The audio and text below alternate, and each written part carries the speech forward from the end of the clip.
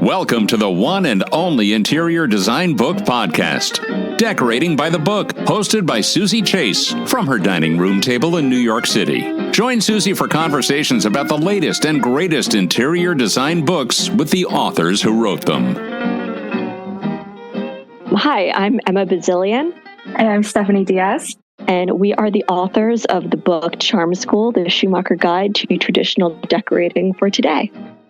You both work at Frederic Media, which includes Schumacher, a storied brand that was founded in 1889, and Frederic Magazine. Could you kick things off chatting a little bit about the history of Schumacher and Frederic Magazine and what you both do there? Steph, can you start? Yeah. So as you said, Schumacher has been around for over 130 years. And there's so much history. And I think that was one of the things that I was drawn to when I first started working at Schumacher, learning about collaborations with Dorothy Draper, Cecil Beaton, Lloyd, Wright, and having our product in places like Radio City, Metropolitan Opera House, and the White House. I mean, there's so much history, having our archives is just kind of amazing. And it's a household name. And, we've always stood for style and quality. And it's just been amazing to work at a place like Schumacher. I started about 8 years ago. So I've been around for a really long time, and I've seen just how much it has grown and from where we started, and we have so many brands now, Patterson Flynn, we have Backdrop, and it's just kind of been amazing to kind of see how much we've progressed. And I was a part of the original team with Dara Caponigro, our creative director, and we worked on the first Schumacher Bulletin, which eventually became what is Frederic Magazine right now. And that was really exciting because it's the first time we did it. It was a marketing collateral for the Miles Red collection, and it was supposed to be a one-time thing. And we ended up making 10 issues, and now it's Frederic Magazine, and we're an actual magazine. And Emma's on our team, and we have this team, and we have the magazine, and we're working on volume 9 right now, Emma. We've done books, S is for Style, which was our first book, which was really amazing, and that feedback was really great. And then now Charm School. And so we have video, book, our magazine. It's just been really exciting to kind of see how much we get to work on, and we get to inspire people with the things that we are inspired by. So it's just been a kind of amazing to see all of that happen. And how about you, Emma? So I joined Schumacher a little more than 2 years ago. I had been an editor at Hearst Design Group and House Beautiful. So I sort of came into it as both from an editorial background and also just as a big fan of Schumacher. Honestly, I grew up with Schumacher fabrics. My mom was an interior designer, so I was always just kind of in that world and just obsessed with Schumacher. And, they always had the fun florals and the fun designer collaborations. And, I remember reading the Bulletin when it came out and just being like totally blown away by the quality of it, especially for, as Steph was saying, it was originally marketing collateral. So when Schumacher really started building this editorial media team a few years ago, they had already assembled this great group of names that I was familiar with, like Tori Mellott, who had been a Traditional Home. I remember when she went over to Schumacher, I was like, this has to be a big deal. And obviously Dara, who had been the editor of Veranda and was one of the founders of Domino. So, they had this really impressive editorial framework in place. And when I started talking to Dara about moving over there, I realized that this was not necessarily going to be a kind of marketing job for Schumacher. It really was going to be an editorial job, and we were going to create this incredible magazine. So yeah, it was really exciting to kind of, I think I joined right as the first issue of Frederic was coming out. So I did not work on the first issue, but I was lucky enough to be around when it officially launched, and just the reactions were incredible. And, in a world where so many brands are kind of scaling back on their media budgets, and editorial is kind of in a weird place right now where the legacy brands are kind of trying to figure out how to balance digital and print and video and a million other things. It was really exciting to see a company that was so excited to invest in this really beautiful, luxurious print product and, hire editors who really knew their stuff to produce it. Charm School is a feast for the eyes. It's page after page of inspiration. So can you just talk a little bit about the process of creating this book? Did you do it in the midst of the pandemic? And also, Steph, I've heard you say you balance each other out. Yeah, we sure do. We worked on S's for Style right before the pandemic hit, like that launched during the pandemic. And that was such an amazing book to work on. And that was my first book I art directed. And I worked really closely with Dara. That was Dara's book. And that was so amazing. And it was such a great book. And after that, I think we were having a lot of conversations about what our next book would be. And Emma joined. And, then we all kind of knew that she had coined the Grandmillennial term. And so I think we kind of felt that maybe that could be our next book. And that's when Emma and I were paired together. And it was the first time that we actually had worked together. So it was really interesting because I think we had a lot of conversations about what the structure of this book would be and how we would put this book together. It was a really great process. We wanted to focus on just making sure we got the best Schumacher images. Ultimately, this book is a Schumacher book. I always say it was a labor of love. We did a lot of photo research. And I think that's where Emma and I always say we balance each other out. Emma was always pulling the most intense photos with florals everywhere and creepy glass dolls and so much needlepoint. And kind of we would have conversations back and forth. And I would say, well, I don't really know if that fits, or we could try, but I don't think it's going to work. And I would rein her in, but she would push me. And so it was just, I don't know, it was a really great balance. Yeah, it was fun. Steph was a very good tempering influence because I love this style and the aesthetic, and some of the stuff that I am drawn towards is a little bit maybe more out there. And, a lot of the process for this was doing research in old magazines and, just old books that I have. And, you can find some really fun, crazy stuff. And it was nice to have a voice of reason saying, okay, this is fun, but maybe we'll scare some people if we have too many Victorian dolls and a wicker carriage in a dark room covered in Laura Ashley. But it was really, it was great though. I mean, I just had so many, images of rooms and projects that I had saved over the years that, I kind of instantly knew these are the designers that I feel really fit this, and these are the projects that I love. And a lot of them happened to feature Schumacher, which was great. And then also it was really fun actually having access to all of the, not only the projects that had featured Schumacher over the years, but just the photo shoots that the brand had done. Because there's some really, the Vogue collection, some of the collaborator collections, Miles, Red, Mary McDonald, there was just some really fun photo shoots that had happened around those that were the aesthetic of the book. So Emma, in 2019, as an editor of House Beautiful, you wrote an essay titled The Rise of Grandmillennial Style and coined the term Grandmillennial. I must have read this piece 5 times. Could you talk a little bit about that essay? I am still in shock at the response to that piece and will always be in shock. Our editor-in-chief, Joe Saltz, and I, were always kind of joking about how I was this weird 30-year-old old lady who was obsessed with needlepoint and chintz and Laura Ashley. And, kind of every spare moment that I could find, you'd probably find me huddled in the House Beautiful archives looking at issues from the 70s, 80s, 90s, which was honestly one of my favorite things, was doing archive research there. And I remember thinking this, this is definitely not mainstream, but there are other, young women and men and people that I know who are into this style and who are collecting antiques and samplers and needlepointing, heirloom folk art crafts and into this kind of design. Especially I feel there were so many designers in the South and a lot of British designers who were kind of reclaiming this, country floral look. And even in fashion, I remember seeing on the runways Batsheva and Erdem and Amelia Wickstead and all these fashion designers that I loved were putting out these, long sleeve, high neck, ruffly floral gowns. I mean, even, Gucci kind of was on more the maximalist end of things, but they were really kind of spearheading this granny chic revival. And published the article, and it just went crazy because I think there were so many people who kind of felt seen by this, who were oh, I'm kind of the weirdo who needlepoints and wears vintage Laura Ashley. Yeah, I think it was it spoke to a lot of people, and it was nice to have a name to attach to it.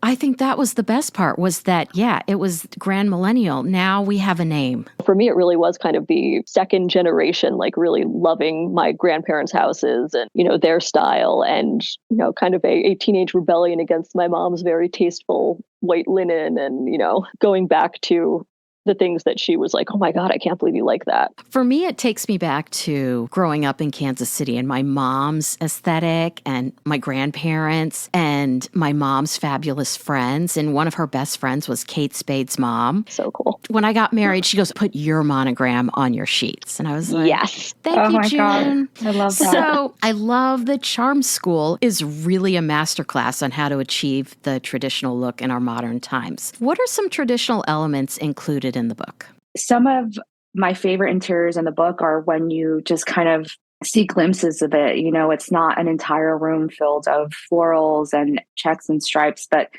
when there's a detail and there's like a striped lampshade and, or, there's a John Stefanidis room in our book where it's a really pared down neutral room, but then you kind of see these little bows on curtains. And I think that's the amazing part. It's not just about making it everything traditional, but about it could be something really small in the room, or it could be, an entire room. And I think that was like the most fun thing, I think. And I think for me, it was so exciting to be able to kind of pull imagery that way and not just think of an interior as everything is this. Instead of quiet luxury, it's quiet Grandmillennial. Exactly. And I think just in terms of, kind of the topics we covered, and that was one of the earliest conversations we had about the book was kind of how to structure it. Do we do it by room? Do we do it by, era? But, we really did end up kind of going by sort of decorating technique, really. Or, by material. So, you have wicker and rattan, you have chapters on stripes and toile and chintz and florals, chapters on skirts and bed hangings and slip covers. But I think that the ones that really spoke to us were the ones, especially you find this in the vintage and antiques and collecting, where it feels, and I think that's really part of this whole style, is that it feels so personal. It feels, it's not like you're kind of tailoring your style to fit a certain aesthetic where, you want everything to be very modern farmhouse, or you want everything to be very transitional, and you're kind of, buying things and editing things to fit that. But more the idea of, you have this collection of, like dolls, Chinese, or dolls, or plates that you've inherited from your grandmother or great grandmother, or like just things that you picked up at flea markets or consignment stores, and kind of how do you build an interior around things that you have and that you love, and kind of making this eclectic mix of things. And I think that's a lot of what traditional decorating is kind of filling your spaces with personality and finding pieces that you love and just making them work. Yeah, I think that was the most important, like livable, and I think that was like what we were looking at when we were looking at this imagery, that it felt personal to whoever had decorated the interior. And I think that was one of the most important elements. So the first chapter is chintz, and I find it to be polarizing. You either love it or you hate it. And I adore it. This might be a really stupid question, but what's the difference between chintz and a floral? So if you're talking very, very technically in terms of fabric, a chintzed fabric is one that has a chintzed kind of glazed, I think we kind of use it interchangeably with floral because that's how it's kind of entered the popular vernacular now.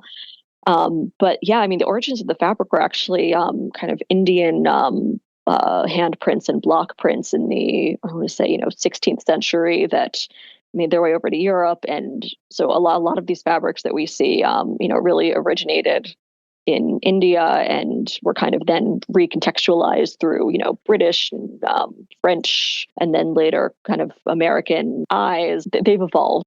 They feel like, to people like very 80s and very like, they were once trendy, but like these fabrics are hundreds and hundreds of years old. And I just think that's really cool that so many of them have a really interesting kind of legacy behind them. When I first moved to New York City from Kansas City, I had this beautiful chintz sofa that my grandma gave me. It was really nice. I got an apartment on Perry Street and they couldn't get my sofa up the stairs. Oh my God. So I had to leave it at the Chelsea self-storage or something like that. So someone got a really nice sofa. Oh my God. Isn't that awful? Oh, That's awful. I guess they did. Did they have the sofa doctor at that point? You know, I was fresh off the U-Haul from Kansas, so maybe not. Oh my gosh.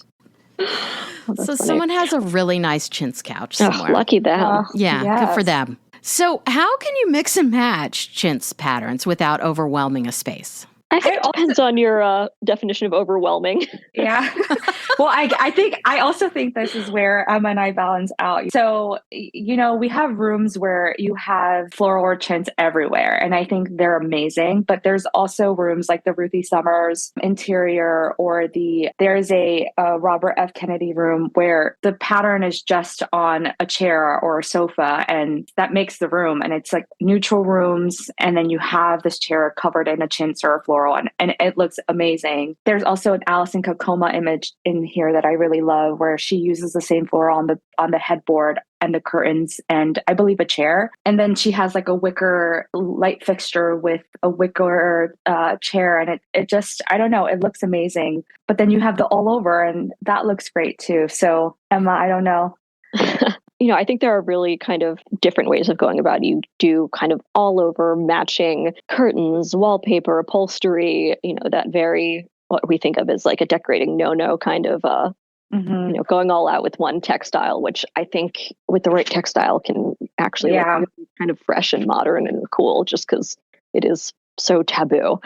But then you look at the I think that room you're referring to, Steph, it's Jenny Holladay, who works with Summer Thornton, her living room in Chicago, and she has this really kind of overscale blue and white chintz wallpaper, and then a chintz chair. But it's all, I think that what makes it work is that she really varies the scale of things. So you can have like a really large scale chintz on the walls, but then if you have kind of like a mid scale on a piece of upholstery, or even like a really tiny small scale ditzy floral on a lampshade or a pillow or something like that, it kind of balances each other out, to keep things from kind of like battling for your attention in a space. You can do it in so many ways. It's just a matter of these amazing decorators just kind of really thinking about what they use and the patterns and the scale. And I think that's the most important. The most successful spaces are the ones where it doesn't look too studied or too intentional. Like, where it feels like, and regardless of whether or not this is true, it feels like, when you bought this house, it already had this antique wallpaper, and then you added this headboard that you found at auction or something like that. And, where it feels collected rather than very precisely studied. In the book, you talk about how the stripe is a chameleon in the design world. One of the best things about stripes is that they're versatile. Dorothy Draper loved dramatic stripes, pairing them with oversized florals. Talk a little bit about stripes. So I was lucky enough actually to go to the Greenbrier for the first time a couple of months ago. And I had never been there, and it was absolutely mind-blowing and incredibly inspiring. And, just kind of seeing the way that Dorothy and later Carleton had and Rudy used these, and now Rudy, of course, who was our host for the weekend, and it was so fun to see him in his element. But kind of watching the evolution of these rooms and how she paired these really, it really was all about scale, and it wasn't about doing like a ticking stripe with a small floral. It was about these really bold statements and these wide stripes and these massively tall ceilings. And I think what really made her work so exciting was that there was a really theatrical, dramatic element to it that, it wasn't necessarily worried about taste. It was just what it was. And it was kind of in your face and happy and exciting. And, it just felt really bold and new and really, really modern. And it still feels really modern, because of the graphicness and the boldness and just the willingness to throw crazy pattern on top of crazy pattern. And having stripes as the backdrop, I feel like it adds this interesting like op art element to florals and the colors and everything. You kind of feel like you're like engulfed in this whole world when you walk into one of her striped spaces. I mean, I think what Emma was saying, they're so versatile. I mean, the scale, small scales, big scales, I think there's so much to play with. And I think just having, like Emma was saying, that we have our Carvel image, of Dorothy Draper image, and like just the bold stripe on the walls makes a space. I think there's so much that you can do with stripes too.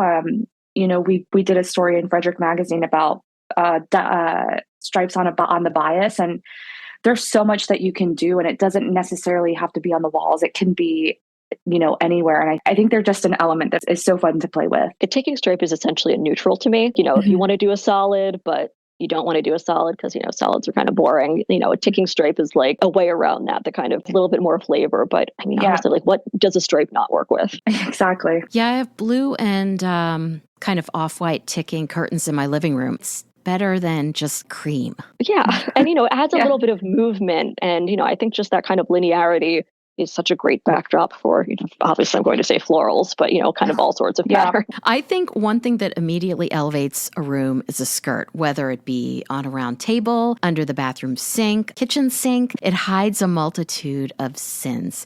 And you call the ruffle the ditzy cousin of the skirt. And that cracked me up. It's funny that you say that. It cracked you up because reading some of the texts that the copy that Emma wrote, I would laugh she would send me copy and I would read it and I would laugh. And this was one of the ones. But I honestly would have to say I was not a huge fan of skirts before this book. But after putting this book together and seeing all these images, I love the idea of dressing a table, adding a pretty pattern, or having a space that you need for storage and hiding it and picking a pattern and putting a skirt on it. I think it's such a fun idea. And I think we've even had conversations about trying to find images where you would skirt things that you normally wouldn't. Like, I think, Emma, you had mentioned a ping pong table or so I think this was like a really fun one because I had, like I said, I thought at the beginning before this, I thought I was a little fussy, but it's so fun. And I think some of the skirts that I love the most from the chapter,